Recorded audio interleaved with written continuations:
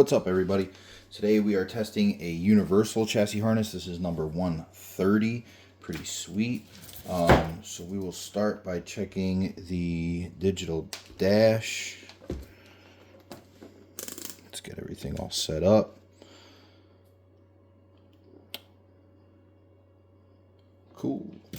The universals are getting to be kind of complex in the sense that we build them to suit, so they take a lot longer because the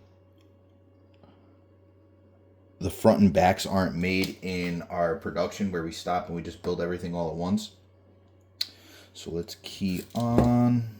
The brake lights will illuminate, but we don't have any lights, so we can check that real quick. But like I was saying, these are getting very complex because different sides for different things and locations, and fuel pump on the passenger side seat, rear seat, and fuel pump in the trunk or driver side rear seat. So it's just getting they're getting very difficult to build.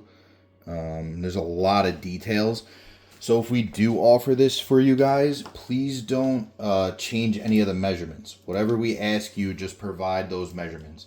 If we ask, we're just disconnecting the brake pedal sensors so it's not sending a signal the whole time, which we include this. I think we showed this in one of the other videos. It's just 2 jam nuts, and then you would set this against your brake pedal.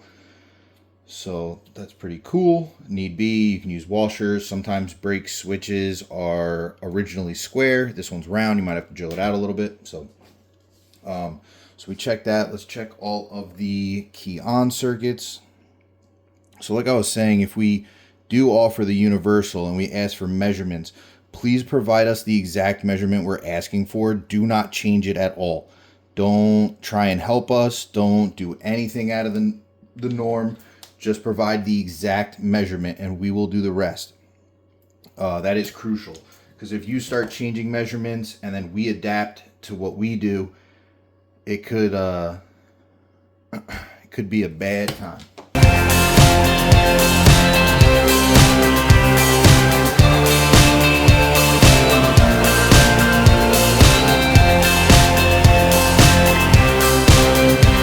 So you could throw off all of our measurements to help you figure out what you're doing.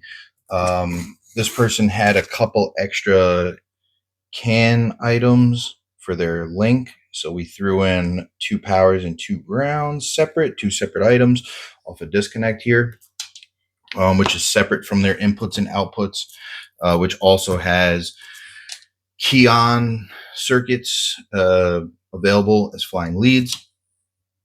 So cool.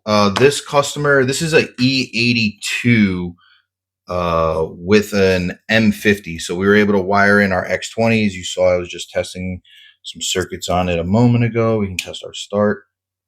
Sweet. All right, cool. We're going to test our blinkers. The only thing is we're just going to hear it blink from the LED blinker relay. We're not going to see anything because this is a universal. So let's see, is this left or right? So this is passenger side. All right, cool. So at the digital dash, it's good. Let's go to the front and test passenger side. Cool. We'll go to the rear and test passenger side.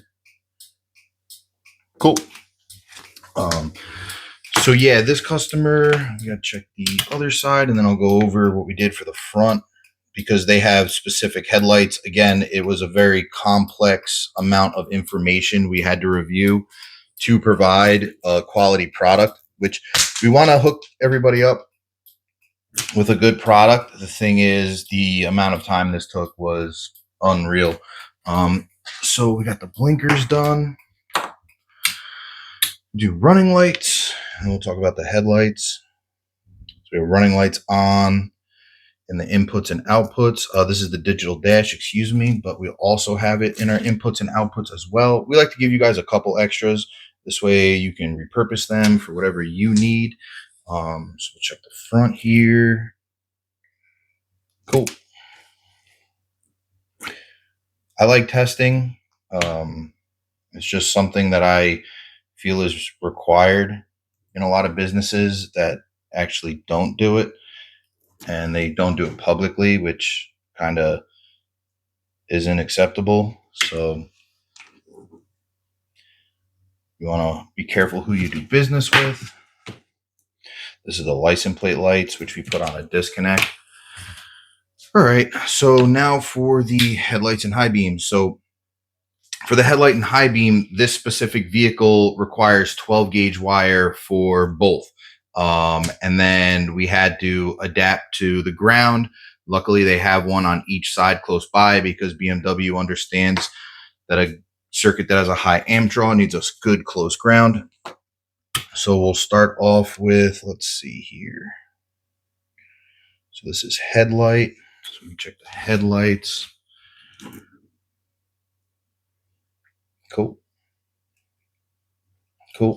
There was honestly about a little less than a day of actual back and forth with the customer, planning, drawings, measurements, and it was a lot. So we have to either change the price to something that's more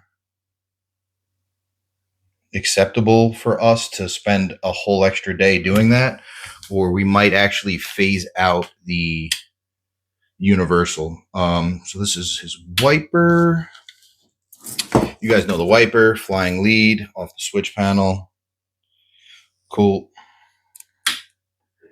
Turns off. All right. And then this is an adder relay, which is right here. Cool. Sick. My finger is slipping off, but we are good. And then we have hazards. So now we can check. This is my inputs and outputs. Here's my digital dash. Everything's labeled, especially on a universal. That was another thing, is that we don't have anything pre-labeled and already made. So we have to go through and label as we go, which is very time consuming. That's why we do our production, so that we can get everything out really fast. So, but we're almost done testing this one. But yeah, if you guys do place a universal, do not change or adapt or try and help us with any of the measurements. Whatever we ask you for specifically, please provide that specifically. So we can check the fuel pumps.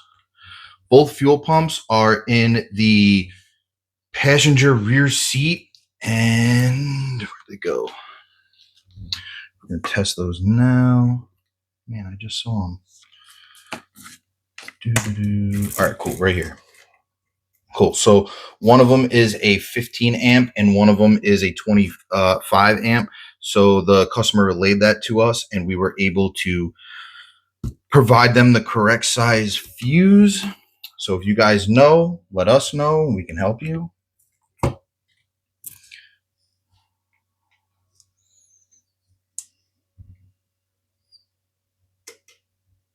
Oh, it's not in view.